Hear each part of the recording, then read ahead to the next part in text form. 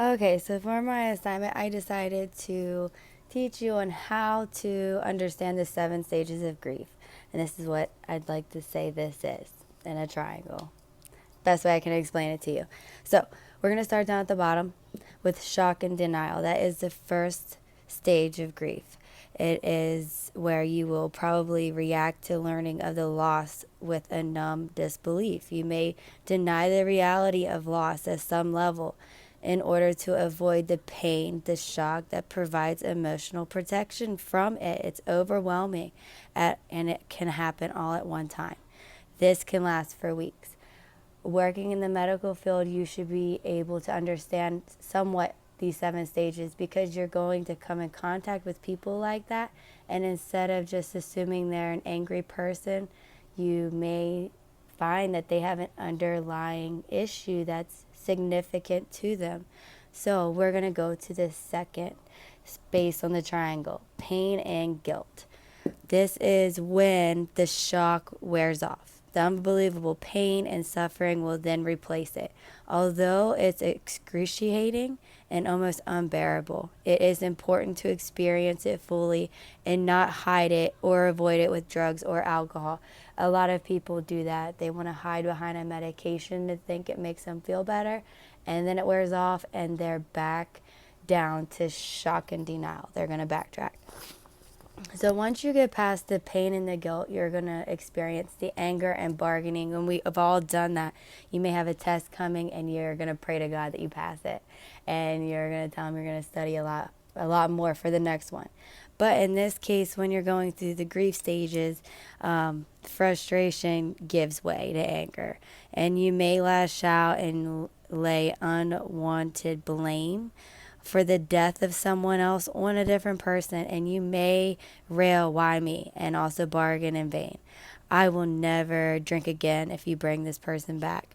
Well, it's better for you to realize that this person is not coming back than bargaining with something that you don't have to give. So, after this stage, you're going to go into the fourth stage. That is your depression, reflection, and loneliness. In this stage, it's just when you feel as though you are getting on with life. A long period of sadness will overtake you. This is a normal stage of grief. Do not be talked out of it. Encouragement is not helpful for you at all in this stage. You have to come to realization with it yourself and understand the full magnitude of your loss.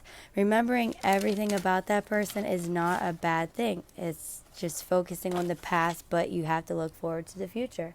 And that's when you reach the fifth stage, the upward turn. Things are looking positive. Once you start to adjust to life without your loved one, your partner, life becomes more organized. It can be hard when you've spent many years with them because you're focused on that. Your physical symptoms lessen and your depression lifts slightly. Now you can go to your sixth stage. That's your reconstruction, working through it. So, with that, you become more functional. Your mind starts working again. You're finding yourself, you're seeking realistic solutions to problems posed by life. You will start to work on practical and financial problems on your own, and you'll be proud of that. Now, once you've gone through these six, you finally made it to your hope and acceptance. That is where you've reached your last stage of the seven, and you learn to accept and deal with the healthy with your situation. Acceptance does not mean instant happiness. Don't let that get confused. Given the pain and the turmoil you have gone through, you can never return to your carefree, untroubled you that you used to be. You existed once carefree without the pain. Now you have. So before this tragedy, it wasn't bad for you, but now you can go forward and you found your way all the way through it. And that's a great thing. You can say, you made it. You will look forward to actually planning your future. You will think of your loved one without pain or sadness. The wrenching pain will be gone. You'll once anticipate good times to even come and find joy and experience life. So you should understand this because one day you're going to go through it and you're going to want whoever you see for this, even if it's everyday life, your job, your medical field, to have some type of empathy for you. So I hope this taught you something. Thank you.